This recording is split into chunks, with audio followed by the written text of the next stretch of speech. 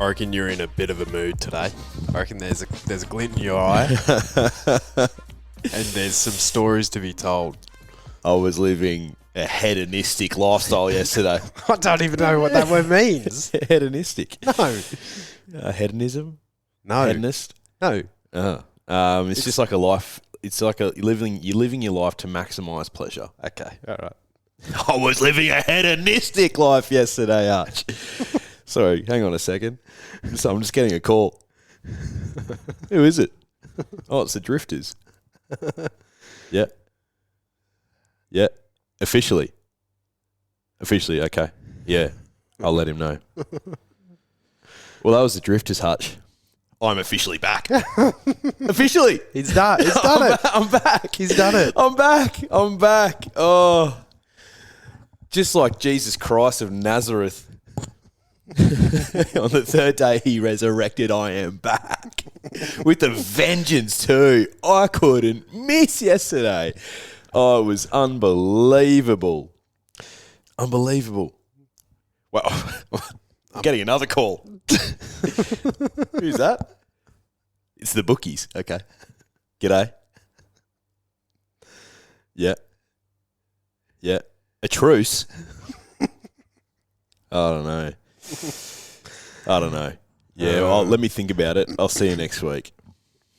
Mate, that was the bookies proposing a truce. Wow. He's going that well? They're raising the white flag. I can't believe that. That's sensational stuff by you. Mate, I couldn't miss. So talk us through it. Talk us through, like, where were you? What was happening? So I started off at the QA. Pretty much my local. I can't believe the price they charge for Forex Golds. Yeah. Was it daylight robbery? Still about $12 a schooner, or? Yeah. Mate, at least Ned Kelly wore a mask. Like, honestly. It's just daylight robbery. Went to a late lunch with a couple of work colleagues. Jess Mitchell, who's number one ticket holder for the podcast, and Megan Cuzzy Jones. Mm-hmm. Went to Same, which was, it was great. Like one of those Carlisle restaurants. Like, it was really good, but it's not really my scene. I've been there once, and I had hay fever that could have rivaled last week. I don't know why. When do you not have hay fever? I don't know why we went. There's no point. Yeah. It was good. It was good. Like, not really my scene, but it was good. And then back to the QA to just keep going on the pun, and God knows what time I left there. But fully sent it yesterday. I was ripping and tearing. I was on one. How was your day yesterday? Low key? Mate, we drove back from Moffat in the morning. Oh, right. So it was pretty low key. Picked up the big fella. He was happy to see us. Yeah, where did you keep him? Mum's. Yep. Yeah. She couldn't be happier having him. It was an absolute delight. He's a handsome boy. He is. He's a handsome boy. Yeah, we're just talking about my brother. Talking about Leo. Young Leo. My doggy. Mate, yeah, and then just hung around the house, watched some racing, watched the Lions put an absolute 150 points. Put a murder on. Is that their biggest winning margin? Well, they didn't win by 150. They only put 150 on. That's what I mean. Like, but they won by 80 something. Is that their biggest winning margin, or have they won by a lot more? This season they haven't won by more, but they beat North Melbourne by about 120 last year. Oh, did they? Yeah. So it's fair to say they have North's measure. Yeah. They put them to the sword. Yeah. I was that was on one screen too, and the racing was on the other. And I was a content man. It's fair to say if yesterday was like a collection of Lego, it was all falling into place. Oh, mate, it was. It was like Tetris, and I couldn't miss. It was incredible. But there was one piece where you stood back, admiring your work, and then you've gone bang without any shoes on, and then you've stood on a bit of Lego. You're like, what the fuck happened here? Yeah. If Millie won the Millie's Quokka, Jewel. Yeah, Millie's Jewel, AJ Millie. I'm going to start that nickname and watch it catch on. If she won that race, Do you know what? It's good that she didn't because my boots aren't fitting anymore because I'm too big for them. So if she won, I would have been. I don't know if I would have come in today. I would have had to resign. Shit. Oh mate, it was. Yeah. I was like, I was full of myself. I was arrogant. I was confident. You had a strut in your step. I thought I was better than everyone. Hey, rightfully so, though. Yeah. All right. And as we've come to realise, those days are few and far between. Few and far between. Few and far between. You've got to you got to live it up while you can. And she won. Holy smokes. She had no right to win that race though, and she didn't, but she nearly did. Yep. She this time next year, I think she could very well lay claim to being the best horse in Australasia. Amelia's Jewel. Well, I think one of the best horses that we have, if not the best, Kick, finally won his first Group 1, and he was sensational. Mate, he was unbelievable, wasn't he? All right, let's just let's have a look at. Let me just get all this up. Should have prepared this earlier. Let's have a look at the Champagne Stakes first, though. Well, look, whilst I'm in the mood and making some bold declarations, this horse can win a Cox Plate.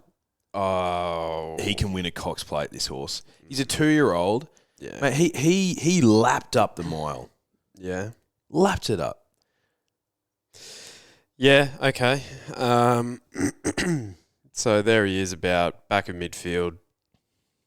Gets checked there, maybe. So he's 4th last at the moment. He's still got a lap of horse here. The Magic Man. I'm telling you, he's a Chris Waller trained horse by Dundeal. So Dundeal's types are like Castelvecchio types, right? So they're going to get out further and further. He's going to be better as a 3-year-old. 49 kilos on his back in a Cox Plate, mate. I am telling you. Don't know what price he'd be in futures. I reckon you're probably only going to get $10 or $11 at the moment in futures, but Not worth it. nah, not worth it. But gee whiz. Well, so I remember saying on this podcast, we're about 600 from home here, Drifters, but bases loaded. I remember I was speaking this thing about 6 weeks ago. I'm like, this is the biggest freaking nutcase 2-year-old we have. Look at the sweat on him. Yeah, he's sweating up big time. Big time. But this first time he's seen the mile, and Just followed the rail, didn't he? Tom Kitten, who has beaten him home a couple of times, mate, he beat him home comfortably. But look at Militarize here at the 250. Balance up.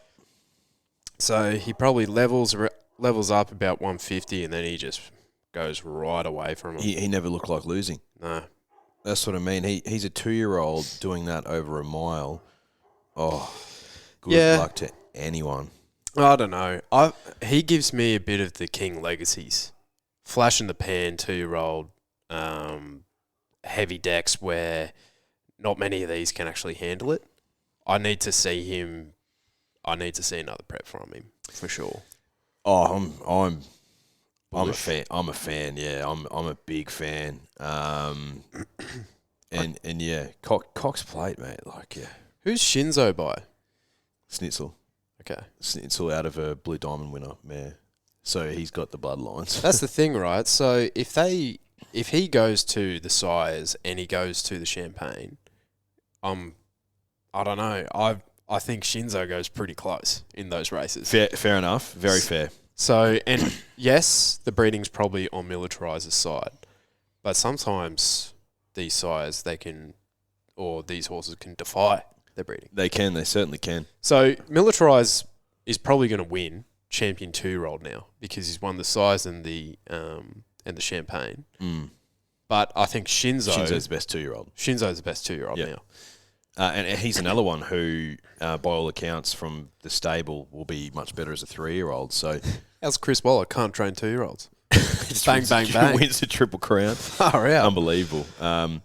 Shinzo is interesting. Like, is he going to be a Coolmore stud type or a Guineas type, you reckon? I think that's interesting, actually. They've knocked off the 1,200 metre box, so they'll probably go for the mile knowing Coolmore. Yeah. I think that's fair to say. Maybe they try and knock off over the next 12 months. They try and knock off a 1,400 metre Group 1 against the older horses. Yep. So say like a CF4 or something. Yep, like a Futurity or whatever. Yep. And then they probably try and knock off a mile against his own age. Yeah, like a Caulfield Guineas. Yep. Yeah, that's interesting. And it's funny, every year we talk about the slipper curse and like, oh, this year might be a little bit different, or this year might be a little bit different. And as it turns out, most of the time they don't come back. Do you think Shinzo's different? Yeah. Well, I think Fireburn, although she hasn't won a race outside of her 2-year-old year, I think she's been pretty good. Like she ran 4th in Oaks. Like, she's a Group 1 mare. Yeah. For sure. And you don't really see too many run that well over double the distance. No. After winning, and, you know, she was only half a length away from a Triple Crown. Yeah. So on a leader biased track that day. Oh, that was frustrating. That's a frustrating watch. It was. Shinzo, yes, I think so. I think he's, to the eye, this prep, I think he was like, he takes a bit to get into his prep, so you probably won't be winning the first couple of starts, but also, what the fuck do I know? What do you reckon? God knows. Like I said, we talk about it every year, the slipper curse will be broken. He profiles a lot different to other slipper winners, you know what I mean? Yeah. Like he's got a different type of profile, like he's spiked on the right day. He's so lightly raced. They put him straight to the paddock. He's right stable, right colours. Everything's in place. I think this group of 2-year-olds is pretty smart. I think so too. I think they're better than the crop last year, and then we're looking easily. We're looking at these 3-year-olds, and they've been winning everything. And I think around the slipper, people going like, "Oh, these 2-year-olds are no good." I'm like, hang on a second. Yeah, they might not be putting the time on the clock, but sometimes you just got to trust your eye, guys. You're a big eye guy. I am a big eye guy. And because there's one down in Melbourne that I'm sure you would have found yesterday. She's all shenanigans. I found her. I told you I couldn't miss. She was fantastic. She was good. Just knocking up another $500,000 to her bank account. But, mate, the form around her is including the likes of like Bossy Nick. And Bossy Nick is a really smart filly too. Yep. So I think there's McAvoy thing. Yep. I think there's good fillies and colts in Melbourne, in Sydney, and I think there's a few good ones up here too.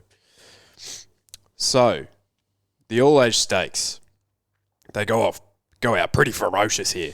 How bizarre was seeing Lost and Running just streak away?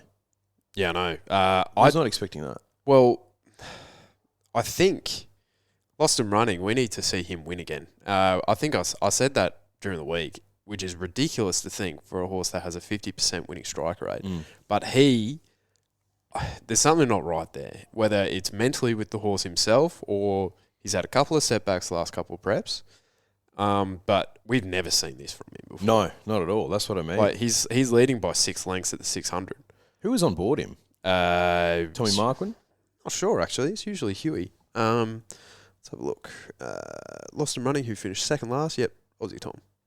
And he just stops. So he pulls up. Top of the straight here, Giga Kick, 400 from home. Levels up with Zaki, and you just couldn't count your cash fast enough. Yeah, he was never losing this game. Marzu loomed up, but no, the 1,400 metres found him out. Zaki was fantastic, but no, Giga Kick was never losing that race. Cascadian comes home strongly. He's Ask me if I'm on the Quinella here. You on the Quinella here? Cascadian, that's right. Yeah, it was. Yeah. What was he paying? He got a bit of spec, didn't he? Yeah, he got backed into about 7s. Right, okay. But it would have still been nice. Zaki, I think, proved a lot of people, myself included, wrong. He was very game. He might be a race day horse these days. Just saves it for race day, which is absolutely fine. But 100%. We'll see him up here for the Winter Carnival, which is fantastic. Mm-hmm. Don't rule him out of Doomben Cup, that's for sure. Q22. Yep. Tell you what, if Cascadian heads up here, he'll be hard to beat. But I think he does need giving the ground as well. But far out, he's so consistent these days. Yeah, unbelievable. He is. It used to be just to get back, run on horse, and there'd be a flashing light every time he ran. But now he's sitting a lot closer, and you know he's going to be finishing powerfully. So that's another Group 1 place for Cascadian. I'd love to see his strike rate of placing in Group 1s. Yeah. Because I think it'd be pretty high. Giga Kick. What's that? His 9th or 10th start? Yeah. And the world is his oyster. Yep. And from this, like, can he win over the mile? He probably could. He can win a Golden Eagle. I'll tell you how much for free. Yeah, far out. He sure can. And Clayton Douglas, I think he likes cash. He's got a smart one, Clayton Douglas, for sure. Clayto, I'll tell you what. But could we see a horse win an Everest and a Golden Eagle in a prep? Far out. Just literally rolling in it. PVL's just signing off those checks, being like, fucking hell, this horse is on a fortune. So what? Everest would be Caulfield Cup Day, and then it'd be the week after. Basically, 1,200 up to 1,500. On the quick backup, you'd have to be a special horse. But what we've seen from the Golden Eagle in its short history, mate, is it is a high pressure race. Yeah. So which is what he thrives on, which is what I wish I needed to win last year. I'm bullish about Giga Kick. I'm bullish today. What about Millie? Oh, yeah, wow. Because Wouldn't that be a clash for the ages? Because Simon Miller, the trainer, he's like, well, that's her last ever run in WA. Basically, he's like, all right, she's done all she needs to do over here. Yeah. It's time for her to go against the big fish. Millie for me in a Golden Eagle, yeah, you're 100% right. Wouldn't you love to see those two battling it out down the straight? There's a lot that can happen, a lot of water under the bridge between now and then. Sometimes we can see 3-year-old fillies when they transition into that sort of open weight for age as a mare, they just don't want to race anymore. I don't think that's going to happen with Amelia's Jewel. Amelia's Jewel and Giga Kick, wow, two most exciting horses in the country, you'd think. Yeah, I think so. And there's a lot of smart ones coming through as well. There's smart ones coming through, thank God, because our weight for age stocks in that middle distance more so, not sprinting. We're always strong in sprinting. No Animo, no I'm Thunderstruck, obviously. So our weight for age stocks are a little bit thin. Thoughts on Jacquino here? To be honest, I didn't watch him at all. Is that him just going past Marzu? So he runs fifth. But that's Bandersnatch beating him. Well, the obvious excuse for him is the soft deck, right? Yeah. But still, I still think he's on his best day, sort of length off Giga Kick. Yep. I agree. So, all right. So we have Amelia's Jewel. Who won the all the guineas and that? So you got your like your Lindemans, your Aussie Pankos. You've got your communists. Coolangatta. Amelia's Jewel. So Giga Kick's top of the pile. Giga Kick in secret. Yeah. In secret, I think she has one grand final in her. I think we learnt that from the TJ. She's another horse who needs a high pressure race, I think. I think if they bowl along, like we saw in the what's the race where she ran like third by Nostril, Zugotcha resumed in that race. It was like a 1,400 metre surround. Yeah. They bowled along slowly there. She needs a high pressure race. Giga Kick's the best 3-year-old we have. Right as of right now, I'd say Amelia's Jewel's nipping at his heels. Who'll be the better 4-year-old? We'll see. In secret, I don't write off Zugotcha. I think she'll be sprinting next prep and she'll be a smart filly. I think she's a rung below these, obviously. Any other 3-year-olds that come to mind? Coolangatta. Yeah, I think she's a rung below. I think she's an elite 1,000 metre horse. Yeah, she'll be hard to beat in Royal Ascot down Australia. Don't know the form, Declan. That's the thing, right? So Jacquino's heading over to Royal Ascot as well. Is he? Well, they were talking about that. So if you got him beaten by half a length by Bandersnatch over here, does that really warrant you going over there and trying your hand? I think so. He's got the 2 Group 1s, the Golden Rose against his own age, and then just one against the older fellas. You're just hoping for a good track. Yeah, pretty much. All right. Lovely. All right, let's have a look at the other races. We'll just do the last 400 here. So first race was the Frank Paker, a field of 5. Did you get off to a winning start here with Osipenko? No, I backed Pericles. This is one of the few times I missed. Not in a big way, but like I said on the podcast, head was Osipenko, heart was Pericles. Osipenko, what do you think for him next prep? Is he a miler, you think, or is he a 2,000 metre horse? It's hard to say off this, right? But I think I've said that this to nauseum. If he runs in the Grand with Guineas, I think he wins. Yeah. So I think over the 1,600 metres to the mile, I think he's one of the better 3-year-olds that we've seen come through. Like he did that on a heavy 8. He doesn't like the heavy ground either. No. So I think on a good track, he could be right up to his eyeballs on. And we've seen something different from him this prep as well. He's been a little bit more versatile than what he was in his 2-year-old year or the start of his 3-year-old season. Is that Hot Nash aboard him? Yeah. Yeah, he needs a Hot Nash. Yep, I agree. And Pericles, we're in the car yesterday, and I gave the phone to Pearl. I'm like, hey, can you call the race for me? Because I was driving. Yeah. Anyway, and she was like, oh, the one with checks is leading. I'm like, which one? There's about 3 of them. There's 3 of them in a 5-horse race. Yeah. Look, Darren Flindell's not scared of you right now. He's keeping his job for the time being. And then she was like, Percyless. I was like, what? Who? Percyless. I was like, who? Excuse me? Yeah, so, Pericles, he's an interesting horse. He's an interesting horse. I don't know. I don't think he'll win a Group 1. I agree. Osipenko, if you owned him, would you want him to come up here for a derby, or you think 2000's right at the end of his? He's by Piero. Is he by Piero? Wow. Yeah.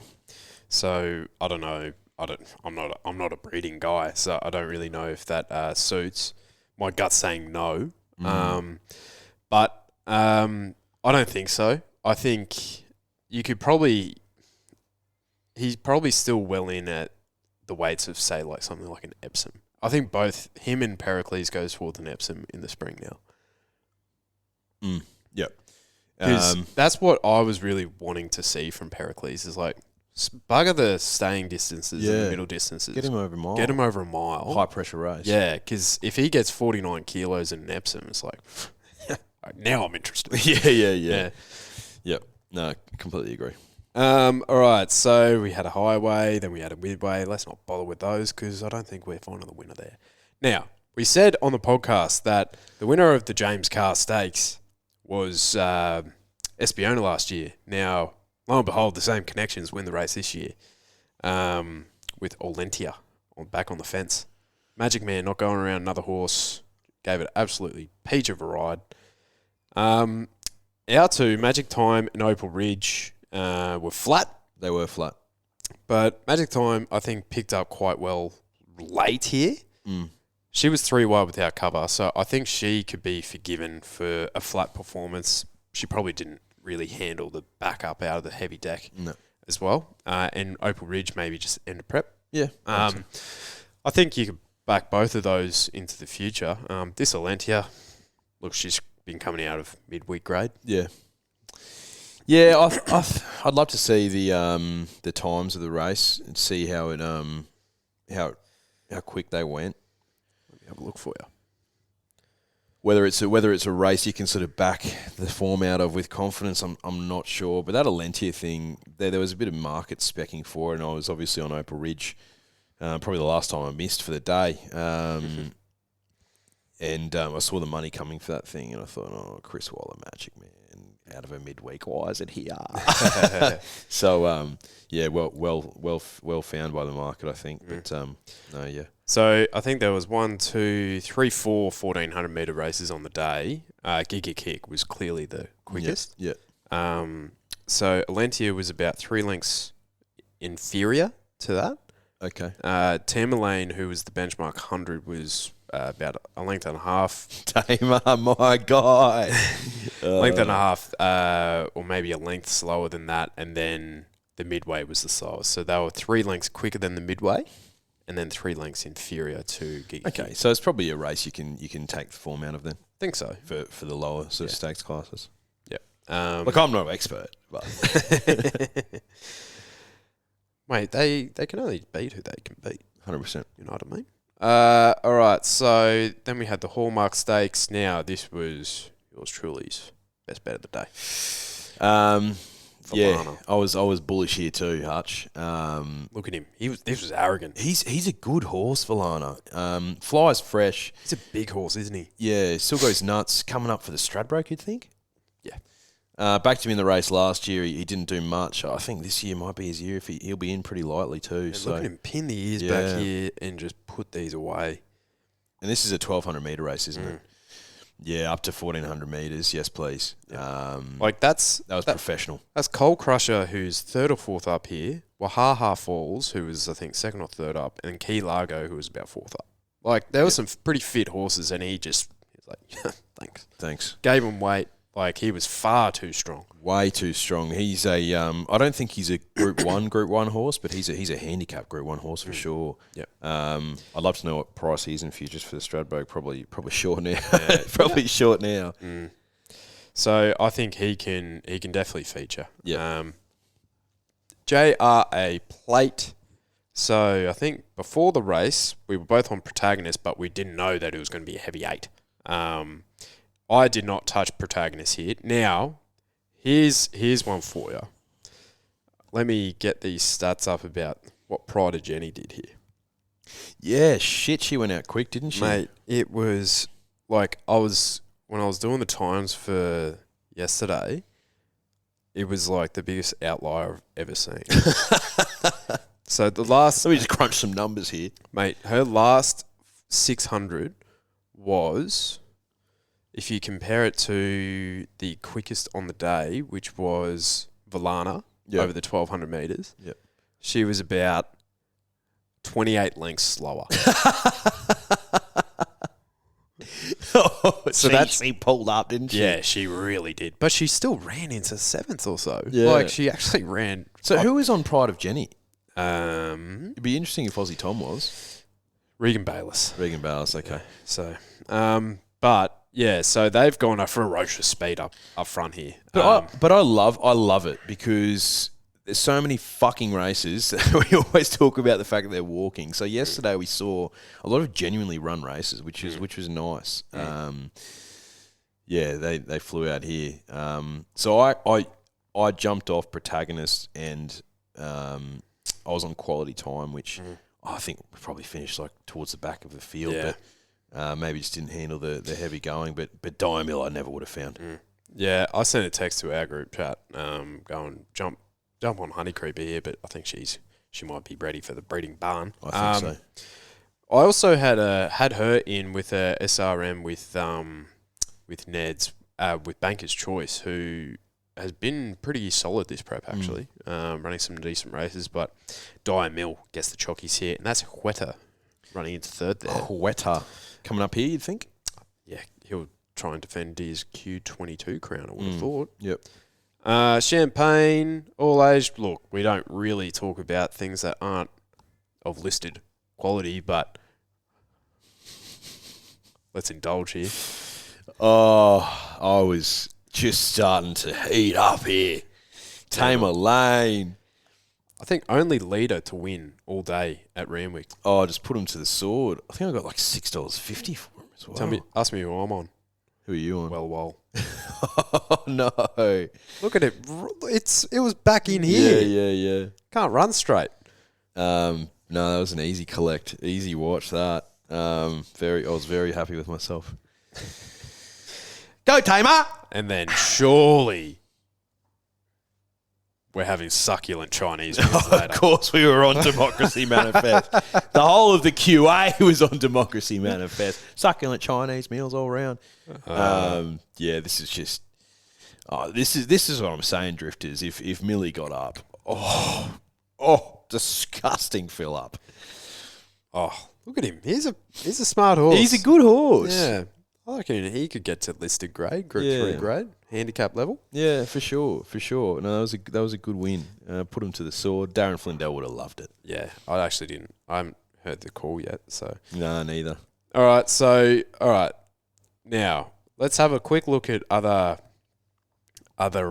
races. Did you get off to a winning start at Sandown with El Patronet? Was that not the easiest bet of all time? I think I was still at home when I was listening to the sort of Channel 7 commentary around that, and it was Richo or Bruce McAvaney. He said, if she came straight from the Australia Cup into this race, she would have been $1.50, but because she's run on that bog track in the QE, that's why you're getting $2.50. Yep. Richo's like, it's a stupid price, and he was right. He barely misses Richo. Mm-hmm. That was a ridiculous price for a Group 1 winning horse. In set weights and penalties, are you kidding? You know what I found fascinating is that the Brisbane Lions own Jack Gunston. Not Hawthorn's own, Brisbane Lions own Jack Gunston. He was arrested yesterday. Oh, was he? And he's a part owner of El Patronet. So. Wonder where he was. I reckon he was having a couple of jars, watching his pony go around. No, well done, Jack. Filling his pockets. And that race had a bit of prize money as well. Yeah, mate. Terrific placement. Like I was trying to get a beat. I'm like, there is nothing. Nothing beats her here. No. Nothing beats her there. Now, other races we're indulging here, if you haven't realised. So you've been a part of the Jumbuk fan club. I was yesterday as well. Look at him. It was easy. Look at him. It was easy. He was like $4.50 with Ned's. I couldn't believe it. I couldn't believe it. It was easy. It was easy. The game's easy. Oh God. What a fill up. Yep. I couldn't agree more. Oh no. Now she's all shenanigans. She's a smart filly. Oh, I couldn't miss. Look at her just sit off pace here, winding up 400 striking meters. filly as well, isn't she? Big baldy face on her. And she's got a gallop, doesn't she? She really does. Like, that's why I really like... I'm a big fan of that Bossy Nick for the McAvoys. Yeah. I think she's really smart. She just needs... I think what we learnt out of last week was she needs a good ground. Yep. So she was a good bet too. And then... People were on Sosie Bond. I know. In the pub. Well, we're going off for him. Like, don't get me wrong, love the horse. He's an old warrior, but you're on pinstriped. I'm on pinstriped here. Of course I am. Are you kidding? Yes. How? Because he had to win this race. He had to. Look at him smoking his pipe. Well, he's usually back here with That's what I mean. Deus. But he drew well. He needs everything to go right, and I just knew today was the day. All right. Oh man. I'm gonna have to bring you back to earth. I should do this professionally.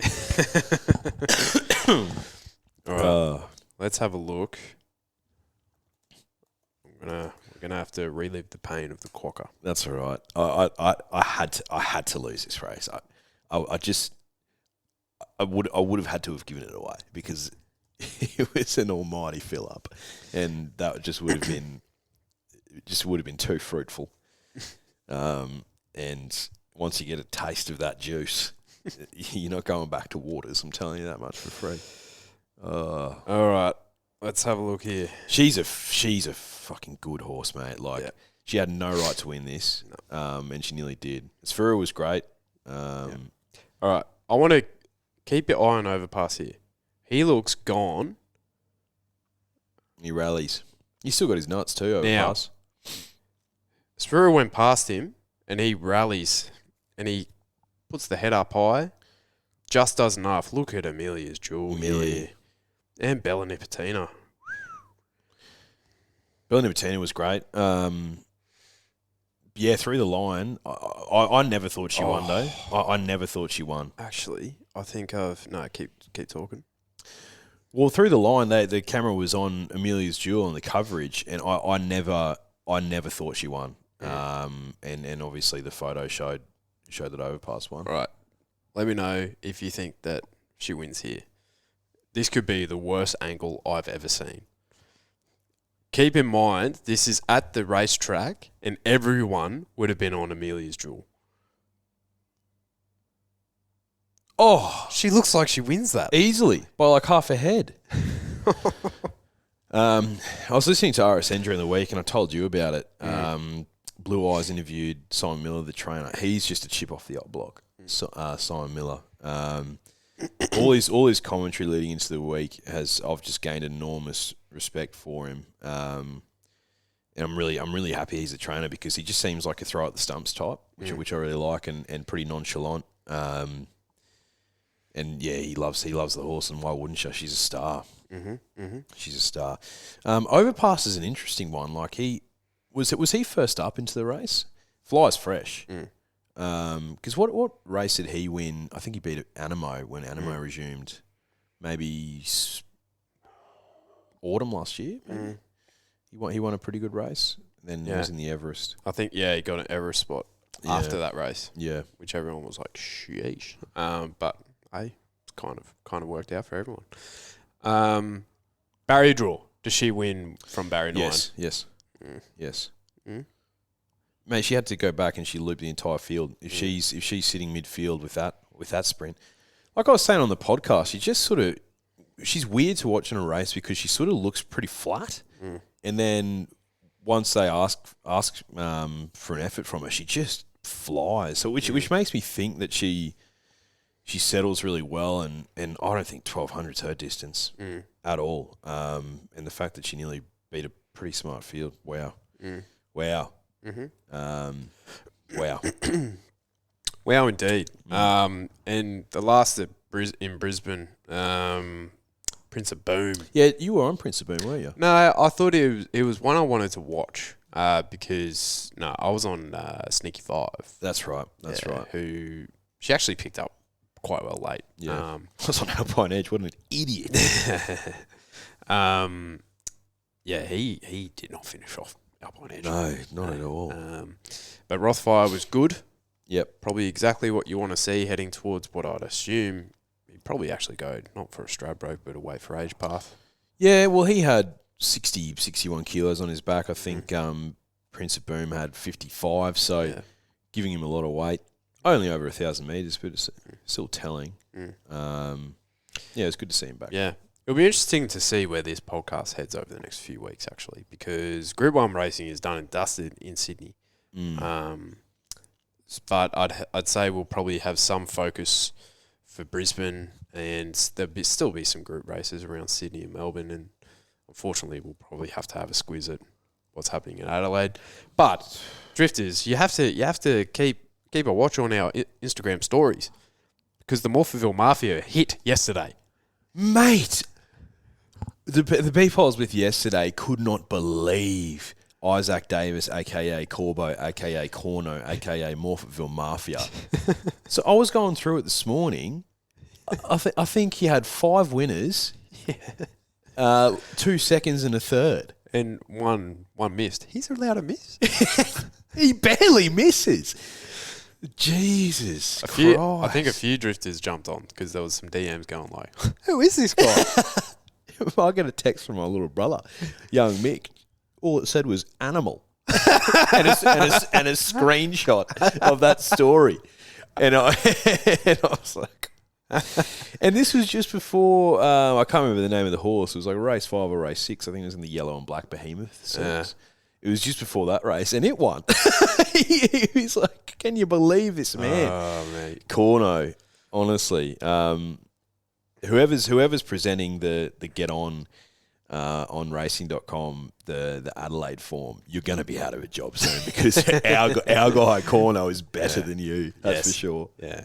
In corn, we trust. There's plenty of corn on that cob. Tell you that much for free. All right. What are you getting up to for the rest of the day? Oh, I'm just behaving myself. Okay. I need to temper my own expectations, because I was riding a wave yesterday. Like I said, a hedonistic wave, which is, you learn something new every day. I'm getting way too big for my boots, and someone needs to deflate this. There you go. So I'll just be chilling on the couch today, mate. What about you? Good for you, buddy. Yeah. I have brother-in-law's birthday, so lunch for that, and then some dog training later on. Dog training for the big fella. Yeah. Nah, fair enough. Yep. So Fair enough. Onwards and upwards, I say. I'm back at work for the first time in 10 days tomorrow. So. Shit. Yeah, just when I'm getting over my sickness. It's always the way, isn't it? Fucking hell. It's always the way. Anyway. Apparently, the chat we were throwing around drowning sickness with the beers, apparently that was funny. Oh, really? According to a fair few people, yeah. Which I thought was, it was spirited, but I didn't think it was ha-ha funny. Yeah, I thought it was just factual. Yes, clean facts. Yeah. We're handing out health advice, punning advice. Yeah. Yeah, go to your doctor and see if they recommend the same thing. I reckon they would. I think so. Yeah. I think so. Well, it couldn't get any worse, could it? No. Nope. All right, that's about it. We'll see you on Wednesday.